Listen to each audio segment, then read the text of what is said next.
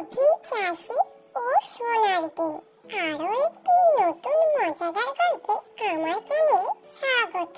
একদা এক গ্রামে বাস করত রতন নামক এক চাষি। চাষবাস ছাড়াও সে তার বাড়িতে পুষত একটি হাঁস, যে হাঁসটি তাদের প্রত্যেক দিন ডিম দিত। যে ডিম বিক্রি করে তার ভালোভাবে সংসার চলে যেত। মজার কথা হলো, সেই হাঁস সাধারণ কোনো ডিম পারত না, সে সোনার ডিম পারত। তাই জন্য চাষির একটা হাঁস যদি দিনে একটাও ডিম দিত, তা বিক্রি করে তার অনায়াসে দিন চলে যেত। একদিকে চাষি ছিল যতটা সরল, ঠিক চাষির বউ ছিল খুব লোভী ও ধূর্ত। একদিন যখন চাষি দুপুরে ভাত খেতে আসলো, ঠিক তখনই তার বউ চাষিকে বলল, আমাদের ওই সোনার ডিম পাড়া হাঁসটাকে আমি কেটে ফেলবো। ওর পেটে নিশ্চয়ই অনেক সোনার ডিম আছে, এই প্রত্যেক দিন একটা একটা করে দিচ্ছে, এভাবে আর আমাদের চলছে না। আমার অনেক সোনার ডিম চাই, আমি আরো তাড়াতাড়ি বড়লোক হতে চাই। প্রতিদিন একটা একটা করে ডিম দিলে চলছে না। এটা শুনে চাষি তার বউকে বলল, না, তুমি এটা করতে পারো না, তাহলে ও মারা যাবে। তুমি ওকে কাটবে না বা তুমি ওর গায়ে কোনো আঘাত করবে না।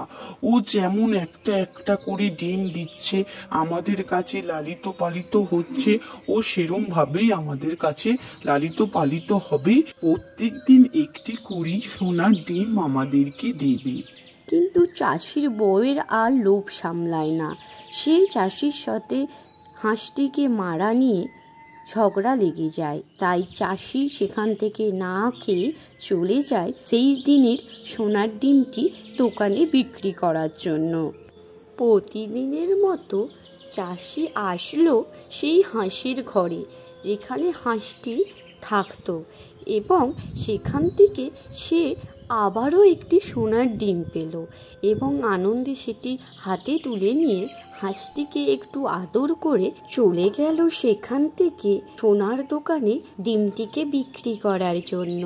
এরপর চাষি সেই সোনার ডিমটি ধুতির পকেটের মধ্যে নিয়ে পথ চলতে থাকলো সোনার দোকানে গিয়ে ডিমটি বিক্রি করার জন্য। যদি বা কেউ দেখে নাই, কিছু জিজ্ঞেস করে, তখন তো মহা বিপদ হবে। এরপর চাষি একটি সোনার দোকানে ঢুকলো এবং সেখান থেকে সেই সোনার ডিম বিক্রি করে অনেকটা টাকা নিয়ে আবার বাড়ির পথে রওনা দিল। এরপর চাষির অনুপস্থিতিতে তার লোভী বউ হাঁসের পেট থেকে একেবারে অনেক সোনার ডিম পাওয়ার জন্য হাঁসটিকে তার ঘর থেকে নিয়ে গেল কাটার জন্য। এরপর চাষির বউ হাঁসটিকে তাদের উঠোনে রেখে ধারালো কাস্তে দিয়ে তার পেটটা সম্পূর্ণ কেটে দিল অনেক সোনার ডিম একেবারে পাওয়ার লোভে। যেই না কেটেছে, সেখান থেকে বেরিয়ে এলো সাধারণ এমনি ডিম।